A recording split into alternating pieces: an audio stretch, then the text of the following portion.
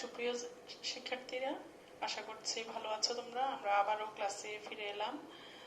তোমাদের আমরা গত ক্লাসে বাংলাদেশের সংবিধান সম্পর্কে আলোচনা করেছিলাম, তোমাদের মনে আছে নিশ্চয়ই। আমরা সংবিধানের 4টা মূলনীতি, সংবিধানের বৈশিষ্ট্য এবং সংবিধান প্রণয়নের পটভূমি ইতিহাস সম্পর্কে সংক্ষিপ্ত আলোচনা করেছিলাম। আজকে আমরা বাংলাদেশের সংবিধান অধ্যায় থেকেই আমরা এরপরের যে টপিকসটা আছে সেটা নিয়ে আলোচনা করব। তোমাদের কিছু জানানোর চেষ্টা করব। সেটা হলো আমাদের সংবিধানে উল্লেখযোগ্য যে মৌলিক অধিকারগুলো আছে সেটা। তোমরা আমি সংবিধানের বৈশিষ্ট্যেও বলেছিলাম যে আমাদের সংবিধানের 26 অনুচ্ছেদ থেকে 47 ক অনুচ্ছেদে আমাদের মৌলিক অধিকারগুলোর বর্ণনা রয়েছে। আমরা আজকে সেই মৌলিক অধিকারগুলো সম্পর্কে কি কি মৌলিক অধিকার আছে সেটা নিশ্চয়ই তোমাদের জানতে ইচ্ছে করছে, তাই না? আমরা যেহেতু বাংলাদেশের নাগরিক, আমাদের নাগরিক হিসেবে আমি রাষ্ট্রের কাছ থেকে কি কি অধিকার পাই, কি কি সুযোগ সুবিধা পাই সেটা আমার জানা থাকা দরকার, এবং পৌরনীতির ছাত্র ছাত্রী হিসেবে আমরা সেটা অবশ্যই জানবো, এবং সেই অনুযায়ী আমরা যখন আমাদের অধিকারগুলো জানবো, আমাদের অধিকারগুলো আমরা ভোগ করতে পারবো, এবং আমরা রাষ্ট্রের প্রতি যে কর্তব্য দায় দায়িত্ব আছে সেটা, কারণ একজনের অধিকার অন্যের কর্তব্য, তো এর জন্য আমাদের অধিকারগুলো জানা দরকার। তো আমরা আজকে আলোচনা করছি কি মৌলিক অধিকার, ফান্ডামেন্টাল রাইটস, বেসিক যে ফান্ডামেন্টাল রাইটস গুলো আছে সেটা। তো আমরা সংবিধানে কি কি ফান্ডামেন্টাল রাইটস আছে সেটা জানার আগে আমরা আসো মৌলিক অধিকার কি সেটা জানি। তো তোমরা জানো অধিকার হলো সুযোগ সুবিধা, এটা দেয়। মৌলিক অধিকার রাষ্ট্র দিয়ে থাকে, রাষ্ট্র তার নাগরিকদের দিয়ে থাকে। কেন? নাগরিকদের পরিপূর্ণ ব্যক্তিত্ব বিকাশের জন্য, সৃজনশীলতার বিকাশের জন্য, মনুষ্যত্বের বিকাশের জন্য, এবং নাগরিক হিসেবে সুস্থ সুন্দর জীবনযাপনের জন্য যে সুযোগ সুবিধাগুলো রাষ্ট্র এনশিওর করে থাকে, রাষ্ট্র নিশ্চয়তা বিধান করে থাকে, তার টপ টু বটম সব শ্রেণী পেশা, সব ধর্ম বর্ণ নাগরিক যারা রয়েছেন রাষ্ট্রে, তাদের সেই সুযোগ সুবিধাগুলো রাষ্ট্র জনগণকে দিয়ে থাকে, এবং এটা আমাদের সংবিধানে রয়েছে বলে এগুলোকে আমরা ফান্ডামেন্টাল রাইটস বলতে পারি। তোমাদের মধ্যে কেউ কেউ অনেক সময় তোমরা ভুল করো, আমরা দেখি যে মৌলিক অধিকার যখন বলে তখন তোমরা সেটাকে মৌলিক চাহিদার সাথে মিলিয়ে ফেলো, যে মৌলিক চাহিদা অনেকেই তোমরা লিখো বা বলো যে অন্ন বস্ত্র বাসস্থান শিক্ষা চিকিৎসা এগুলো হলো আমাদের মৌলিক অধিকার। সেটা তোমার মৌলিক চাহিদা। আমি মানুষ, আমার বেঁচে থাকার জন্য আমার খেতে হবে, আমার কাপড়ের প্রয়োজন, আমার মাথার গোজার ঠাই এর প্রয়োজন, আমার শিক্ষার দরকার, আমার চিকিৎসার দরকার, এগুলো হলো আমাদের মৌলিক চাহিদা। কিন্তু মৌলিক অধিকার এটার ব্যাপ্তি আরো অনেক বেশি, এটা আরো অনেক বেশি বিষয় এর ভিতরে রয়েছে। মৌলিক চাহিদাগুলো তো রয়েছেই, বাদ বাকি আরো অন্যান্য অনেক সুযোগ সুবিধা রয়েছে যেগুলো তোমরা অবশ্যই আমরা ধাপে ধাপে জানতে পারবো। তাহলে আমাদের ব্যক্তিত্ব বিকাশের জন্য রাষ্ট্র প্রদত্ত যে সমস্ত সুযোগ সুবিধা সেগুলোকে আমরা বলতে পারি মৌলিক অধিকার, তাই না? তোমরা আশা করছি তোমরা মৌলিক অধিকার সম্পর্কে তোমাদের ধারণা পরিষ্কার হয়েছে।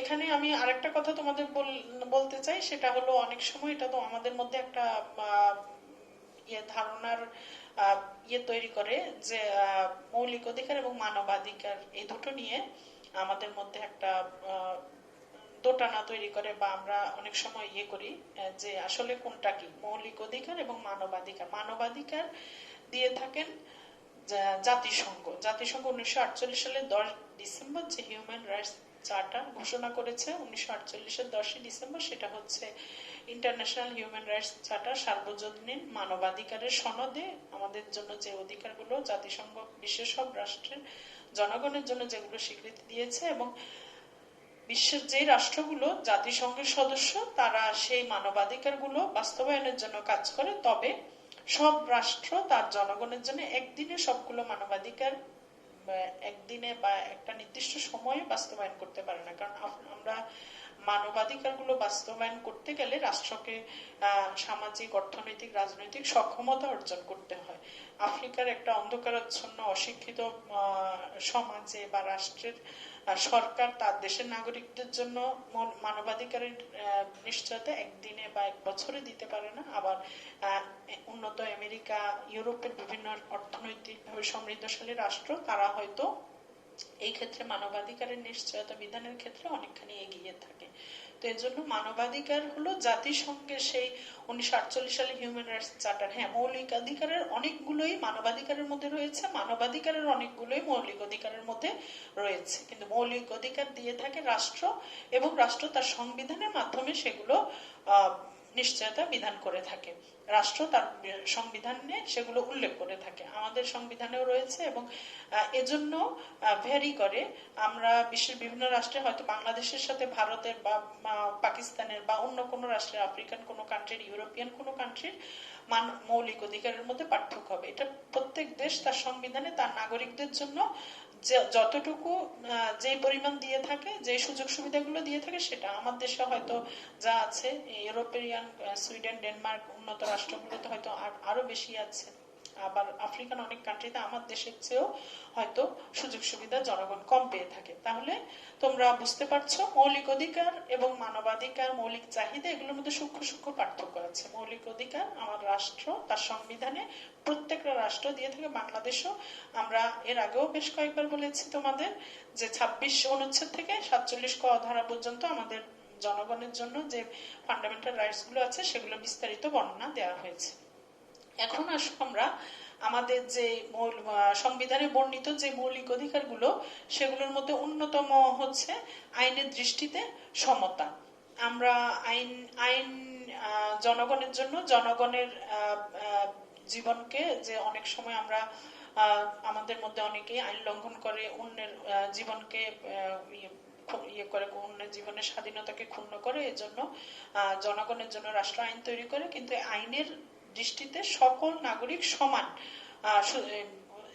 সুযোগ সুবিধা পাবে। অর্থাৎ একজন ধনী ব্যক্তির জন্য আইন যেভাবে প্রযোজ্য হবে, একজন রিক্সাওয়ালা, খুব খেটে খাওয়া দিনমজুর, তার জন্য ঠিক একই রকম ভাবে আইন হবে, প্রযোজ্য হবে। এই ক্ষেত্রে ধনী গরিব, হিন্দু মুসলিম বা উপজাতি অনুপজাতি বা অন্য কোনো অনগ্রসর জাতি গোষ্ঠীর জন্য বিশেষ কোনো ইয়ে করা যাবে না, বা ক্ষমতাবান ব্যক্তির জন্য কোনো সুযোগ সুবিধা তৈরি করা যাবে না। আইন সবার জন্য সমভাবে প্রযোজ্য হবে এবং আইনের সমান আশ্রয় লাভের অধিকারী হবে। আইনের দৃষ্টিতে আমি আইনের ইয়েতে আমি আমার যদি কোনো দোষী সাব্যস্ত হই, আইনে যদি কোনো আমাকে ইয়ে করা হয়, আটক করা হয়, সেক্ষেত্রে আমাকে আমার আইনজীবীর আমার মাধ্যমে আমার বা আমি ব্যক্তিগতভাবে যদি আমার মতামত দিতে চাই, সেটা সুযোগ দিতে হবে। অর্থাৎ আইনের দৃষ্টিতে কোনো রকম উঁচু নিচু, সাদা কালো, ধনী গরিব এই ব্যবধান করা যাবে না। আইনের দৃষ্টিতে সবার সমানাধিকার নিশ্চয়তা বিধান করতে হবে। এটা হলো আমাদের সংবিধানের আইনের দৃষ্টিতে যে সমতা অন্যতম প্রধান এবং 1 নম্বর মৌলিক অধিকার হিসেবে আমাদের সংবিধানে বর্ণিত আছে। 2 নম্বর হলো ধর্মীয় কারণে বৈষম্যহীনতা, অর্থাৎ ধর্ম ব্যক্তি তার ধর্ম পালন করবে, এই ধর্মীয় কারণে কোনো ব্যক্তির সাথে, কোনো গোষ্ঠীর সাথে, কোনো স্থানের, কোনো অঞ্চলের জনগণের সাথে বিশেষ রকম কোনো রকম বৈষম্যহীনতা, বিমাতাসুলভ আচরণ করা যাবে না। যে যার ধর্ম স্বাধীনভাবে পালন করবে, এক্ষেত্রে রাষ্ট্র এবং কোনো ব্যক্তি গোষ্ঠী তার উপর কোনো বল প্রয়োগ করতে পারবে না, তার নিজ ধর্ম থেকে তাকে বিরত রাখতে পারবে না, বা অন্য কোনো ধর্ম মত তার উপর চাপিয়ে দিতে পারবে না। সে তার ধর্মীয় ব্যাপারে সম্পূর্ণ স্বাধীনতা ভোগ করবে এবং রাষ্ট্র এই ক্ষেত্রে বৈষম্যহীন আচরণ করবে। রাষ্ট্রের দায়িত্ব হচ্ছে সবার জন্য নির্বিঘ্নে যার যার ধর্ম পালন করার সুযোগ তৈরি করে দেয়া। অর্থাৎ কোনো গোষ্ঠী যাতে অন্য কোনো গোষ্ঠীকে, অন্য কোনো ব্যক্তিকে তার ধর্ম পালনের অধিকার থেকে বঞ্চিত না করতে পারে, সেই ব্যবস্থা রাষ্ট্র গ্রহণ করবে। আমরা এরপরে যে মৌলিক অধিকার আছে, সরকারি চাকরি লাভের বা নিয়োগ লাভের ক্ষেত্রে সুযোগের সমতা। তোমরা নিশ্চয় পড়াশোনা করছো, পরবর্তীতে তোমরা বিভিন্ন সরকারি প্রতিষ্ঠানে বা বেসরকারি প্রতিষ্ঠানে চাকরি বাকরির জন্য, তোমরা জীবিকার জন্য বিভিন্ন জন বিভিন্ন পন্থা অবলম্বন করবে। কেউ বড় ব্যবসায়ী হবে, কেউ ইয়ে হবে, কিন্তু ব্যবসায়ী হই, চাকরিজীবী হই, যেটাই হই, আমি রাষ্ট্রের নিয়ম শৃঙ্খলা মেনে, রাষ্ট্রের বিধিবিধান মেনে সেটা করব। এবং সরকারি, বিশেষ করে সরকারি নিয়োগ লাভের ক্ষেত্রে, সরকারি চাকরির ক্ষেত্রে সকল জনগণের জন্য সুযোগের সমতা নিশ্চিত করতে হবে। এই ক্ষেত্রে আমরা অনেক সময় প্রচলিত ইয়েতে আমরা বা তোমরা অনেক আমাদের বড় যারা বয়োজ্যেষ্ঠ রয়েছেন অনেককে আসলে হতাশ হয়ে চাকরি লাভের ক্ষেত্রে হতাশ আশা ব্যক্ত করে যে আমার তো চাচা নেই, মামা নেই, মামু খালুর জন্য এজন্য আমার হচ্ছে না। এরকম আসলে এটা হয়তো কখনো কখনো কদাচিৎ সামান্য কোনো কোনো ক্ষেত্রে হয়তো দেখা যেতে পারে, কিন্তু আসলে এটা আমরা আমাদের তোমরা যখন দেখবা তোমরা আসলে যে যার যোগ্যতা অনুযায়ী যখন তোমরা সবচেয়ে বেশি যোগ্যতা প্রদর্শন করতে পারবা তখন তুমি সেই চাকরিতে অবশ্যই তুমি আগে সবার আগে সেই চাকরির জন্য যোগ্যতম বলে বিবেচিত হবে। এই ক্ষেত্রে তোমার যোগ্যতাই সবার আগে। যেহেতু আমাদের ছোট দেশ, আমাদের কর্মক্ষেত্র সীমিত, কিন্তু আমাদের জনসংখ্যা অনেক বেশি, কর্মী অনেক বেশি, সুতরাং আমাকে ফিটেস্ট পার্সন হিসেবে যে আমি যে সবচেয়ে যোগ্য এলিজিবল পার্সন সেটা আমাকে প্রদর্শন করতে হবে, সেটা আমার যোগ্যতা, মেধা, অভিজ্ঞতা এগুলোর মাধ্যমে। তো এইভাবে সরকারি চাকরির নিয়োগ লাভের ক্ষেত্রে আমরা সব শ্রেণী পেশার মানুষ, সব ধর্ম মতের মানুষ সবার জন্য সুযোগের সমতা রাষ্ট্র আমাদের জন্য তৈরি করে দিবে। এটা আমাদের অন্যতম প্রধান বেসিক ফান্ডামেন্টাল রাইটস হিসেবে আমাদের সংবিধানে রয়েছে এবং আমরা আমাদের নিয়োগ সরকারি নিয়োগগুলো সেভাবেই পরিচালিত হয়ে থাকে। তারপরে আমাদের উপাধি, সম্মান, ভূষণ এগুলোর ক্ষেত্রে আমাদের বিলোপ যে আমরা রাষ্ট্রের পূর্বানুমতি ব্যতি রেখে কোনো বিদেশি রাষ্ট্রের কাছ থেকে কোনো রকম উপাধি, কোনো রকম সম্মান, কোনো ভূষণ গ্রহণ করতে পারবো না।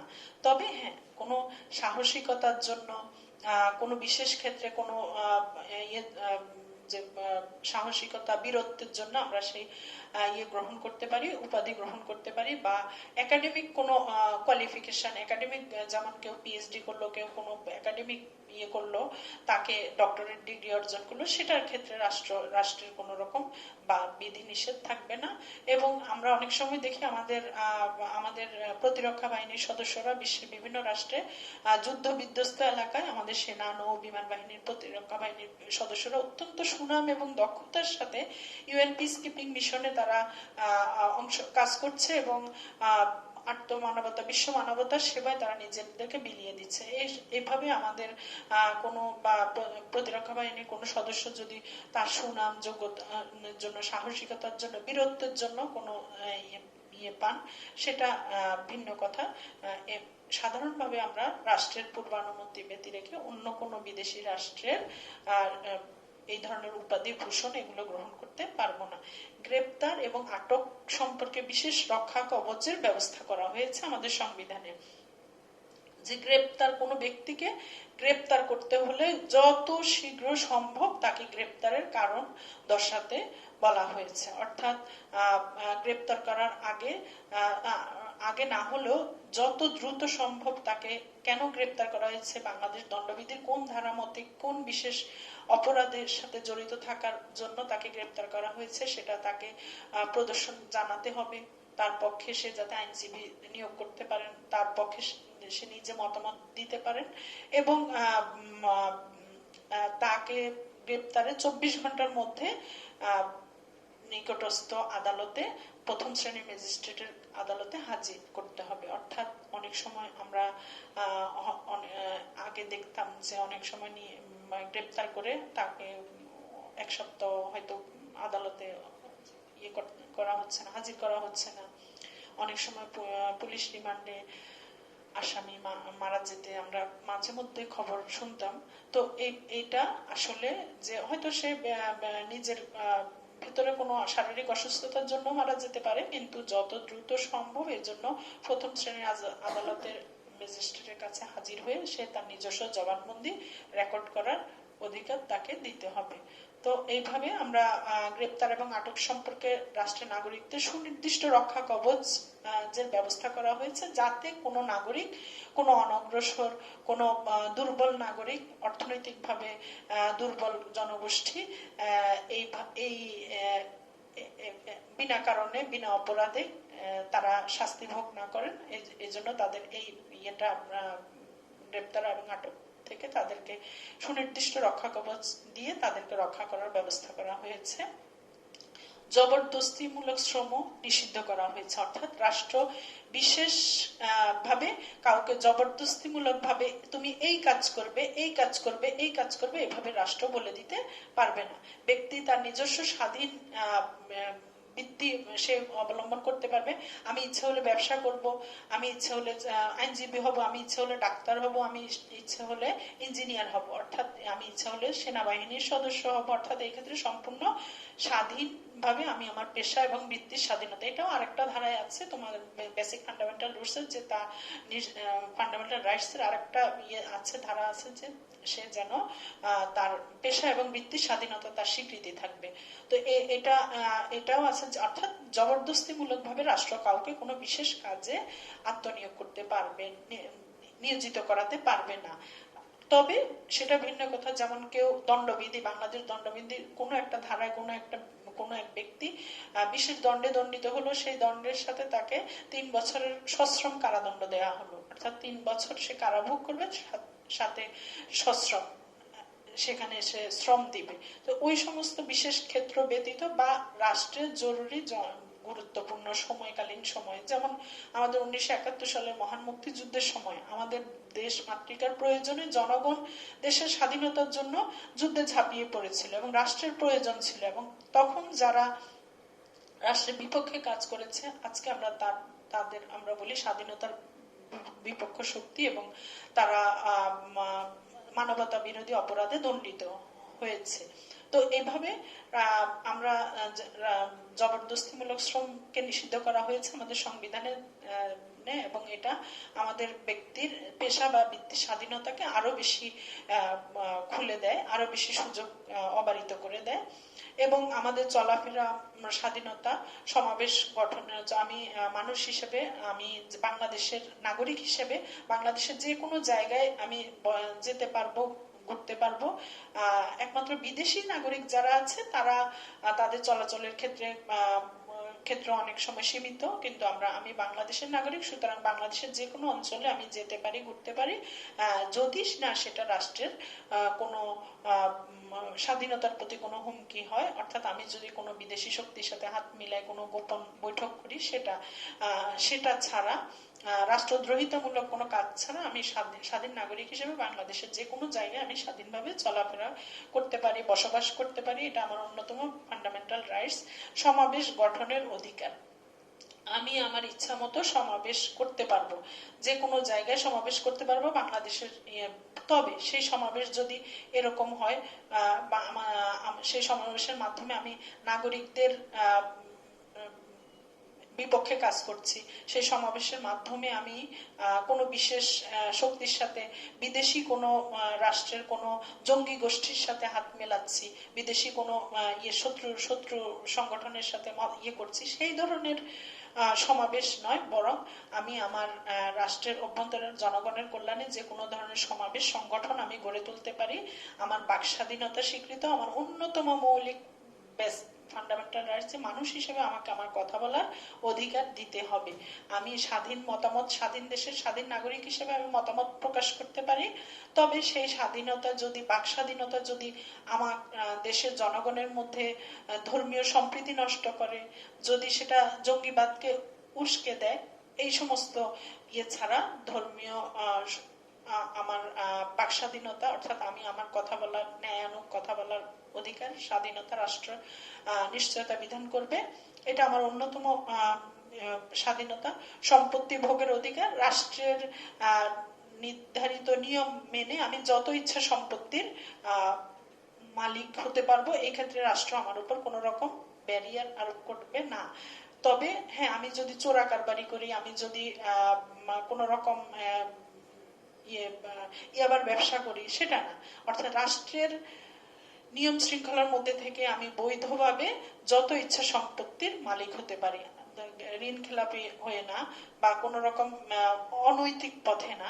আমি নৈতিকতার মধ্যে থেকে রাষ্ট্রীয় বিধিবিধান অনুসরণ করে আমি ইচ্ছামতো সম্পত্তির মালিক হতে পারবো। এটা আমার বাংলাদেশের, যেহেতু অর্থনৈতিকভাবে বাংলাদেশ সমাজতান্ত্রিক রাষ্ট্র না, আমরা আমাদের চারটা মূলনীতি পড়ানোর সময় তোমাদের বলেছিলাম যে আমাদের শোষণ মুক্তির জন্য সামাজিক এবং অর্থনৈতিক ন্যায় বিচারের জন্য আমরা সমাজতন্ত্রের কথা আমাদের সংবিধানে বলা হয়েছে। আমাদের ব্যক্তিগত মালিকানার স্বীকৃতি, আমাদের সংবিধানে 3 ধরনের মালিকানার স্বীকৃতি রয়েছে। সেটা ব্যক্তিগত মালিকানা, সমবায় মালিকানা এবং সরকারি মালিকানা। তো এজন্য আমাদের আমরা ইচ্ছা মতো সম্পত্তি অর্জন করতে পারবো বৈধ উপায়ে রাষ্ট্রীয় বিধিবিধান অনুসরণ করে। এগুলো আমাদের অন্যতম মৌলিক অধিকার। আমার গৃহ যোগাযোগের ক্ষেত্রে গৃহের নিরাপত্তা এবং গোপনীয়তা রক্ষা করার অধিকার, অর্থাৎ আমার ঘরের গোপনীয়তা আমার ভঙ্গ করার কোনো অধিকার রাষ্ট্রের বা কোনো সংগঠনের বা কোনো গোষ্ঠীর নেই। তবে হ্যাঁ, সেটা যদি এমন হয় যে ওই ঘরের কোনো একটা ঘরের বিশেষ কোনো হচ্ছে, ষড়যন্ত্রমূলক কাজ হচ্ছে, সেটা ছাড়া ব্যক্তির সাধারণ জনগণের গৃহ যোগাযোগ এবং এই ক্ষেত্রে সম্পূর্ণরূপে গোপনীয়তা তার রক্ষা করার অধিকার তার রয়েছে। এবং বিশেষ ক্ষেত্রে দায় মুক্তি বিধানের ক্ষমতা দেয়া হয়েছে সংবিধানকে, সংসদকে। অর্থাৎ রাষ্ট্রের গুরুত্বপূর্ণ সময় আমরা অনেক কিছু বিধিবিধান আছে, নিয়ম নীতি আছে, কিন্তু রাষ্ট্রের জরুরি গুরুত্বপূর্ণ, যেমন স্বাধীনতা যুদ্ধের সময় এমন বা এরকম অনেক জাতীয় প্রয়োজনে আমাদের অনেক সময় অন্যায় মানে সেটা ওই সময়কার প্রয়োজন, জাতির প্রয়োজন। আমি একজন স্বাধীনতা যুদ্ধের সময় পাকিস্তানিকে হত্যা করেছি, পাকিস্তানি সেনাবাহিনীকে হত্যা করেছি, বা স্বাধীনতার পরে মানবতা বিরোধী অপরাধে যারা জড়িত ছিল তাদের করেছি, সেটা আমার ওই সময়কার প্রয়োজন। অর্থাৎ রাষ্ট্রের প্রয়োজনে যদি বিধিবিধানের কিছুটা ব্যতিক্রম হয়, সেক্ষেত্রে যদি সেটা প্রমাণিত হয় যে রাষ্ট্রের প্রয়োজনে সে কাজ করা হয়েছিল, এই সমস্ত ক্ষেত্রে ব্যক্তিকে বিশেষ দায় মুক্তি বিধানের ক্ষমতা সংসদের হাতে দেয়া হয়েছে। তো এই মোটামুটি আমাদের আরো কিছু রয়েছে, তবে আমরা এগুলো জানলেই মোটামুটি আমাদের যে বেসিক ফান্ডামেন্টাল রাইটস আছে সেগুলো সম্পর্কে তোমাদের একটা ধারণা হয়ে যাবে। আমরা এই বেসিক ফান্ডামেন্টাল রাইটস গুলো আমাদের সংসদ, জাতীয় সংসদ জনগণের জন্য সংবিধানে লিপিবদ্ধ করেছে, এবং সরকার এই এগুলো বেসিক রাইটস গুলো করার জন্য, এনশিওর করার জন্য সরকার কাজ করে। বিশেষ কোনো ব্যক্তি, সংক্ষুব্ধ ব্যক্তি যদি মনে করে যে আমার কোনো রাইটস হয়েছে, ক্ষুণ্ণ হয়েছে, সে আদালতে শরণাপন্ন হতে পারে। এবং সংবিধানে প্রণীত কোনো নতুন আইন বিধিবিধান যদি আমার যে রাইটস গুলো আছে, আগের যে রাইটস গুলো আছে সংবিধানে, সেগুলোকে লঙ্ঘন করে, নতুন প্রণীত কোনো আইন যদি লঙ্ঘন করে, তাহলে আমাদের যতটুকু ওই আইনের যতটুকু অংশ আগের আইনকে লঙ্ঘন করে, আগের বেসিক ফান্ডামেন্টাল রাইটসকে লঙ্ঘন করে, সেটা বাতিল হবে।